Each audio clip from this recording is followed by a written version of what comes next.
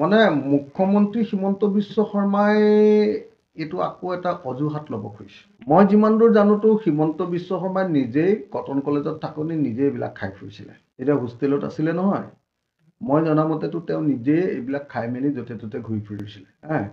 তেতিয়া তেওঁ খুব বিপ্লৱী আছিলে নহয়।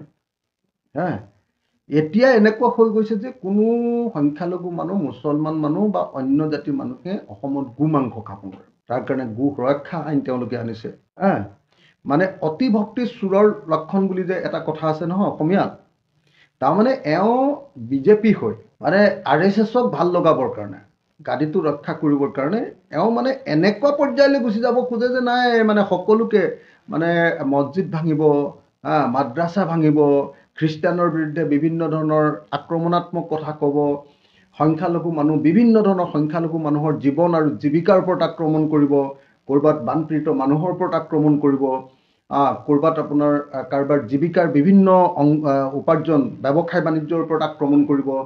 তো এনেকৈ আমি দেখিছোঁ যে বুলডোজাৰ চলাব, এনেকুৱা ধৰণৰ বিভিন্ন ধৰণৰ জনগণ বিৰোধী কাম কাজেৰে হিমন্ত বিশ্ব শৰ্মাই এনেকুৱা ধৰণৰ কাম কৰে। আজি এই প্ৰসংগটো ওলালে ক'ৰ পৰা? এই প্ৰসংগটো ওলালে যে এইবাৰ চামগুৰি বিধানসভা সমষ্টিৰ গৰু কাটি কাটি গৰুৰ মাংসৰে ভোজ খোৱা বুলি MP আমাৰ সাংসদ ৰকিবুল হুছেইন ডাঙৰীয়াই বিজেপিৰ বিৰুদ্ধে অভিযোগ উত্থাপন কৰিছে। সেই অভিযোগ উত্থাপন কৰাৰ পাছত ক'ব লাগিছিলে হিমন্ত বিশ্ব শৰ্মাই যে নাই আমিতো গৰু মাংস খোৱা নাই। হিমন্ত বিশ্ব শৰ্মাই জানে যে প্ৰমাণ আছে হাতত, সেইকাৰণে কথাটো ক'ব নোৱাৰে। উল্টাই তেওঁ কি ব্লেকমেইল কৰিছে উল্টাকে।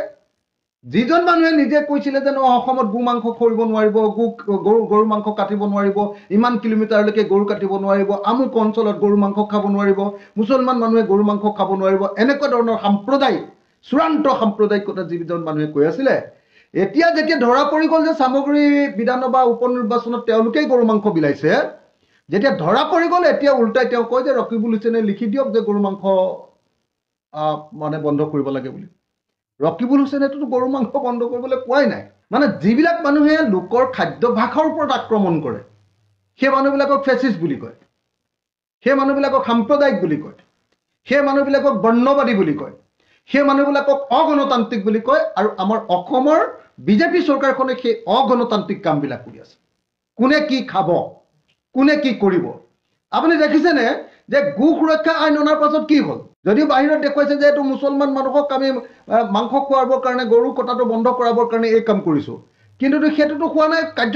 কাৰ্যত বিজেপিয়ে নিজেই মুছলমান মানুহৰ মাজত আজি ইলেকশ্যনৰ সময়ত গো মাংস বিতৰণ কৰিছে। এইটো প্ৰমাণিত হৈ গ'ল। এবাৰ চাৰিওফালে হুলস্থুলে লাগি আছে, এতিয়া সংবাদ মাধ্যম উত্তাল পাতল লাগি আছে।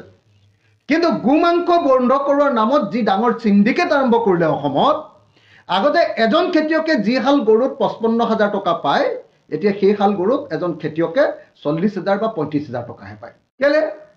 কাৰণ গৰু বিক্ৰী কৰাটো ইমান অসুবিধাজনক কৰি দিলে, এনেকুৱা চিণ্ডিকেট লগাই দিলে যে এখন এখন গৰুৰ গাড়ীৰ ওপৰত হিমন্ত বিশ্ব শৰ্মাৰ চৰকাৰখনে ইমান অবৈধ কৰৰ বোজা, চিণ্ডিকেটৰ বোজা জাপি দিলে যে এতিয়া গৰু বিক্ৰী কৰাটো, গৰু কিনি অনাটো, গৰু বিক্ৰী কৰাটো, গৰু সৰবৰাহ কৰাটো অত্যন্ত কষ্টকৰ হৈ গ'ল।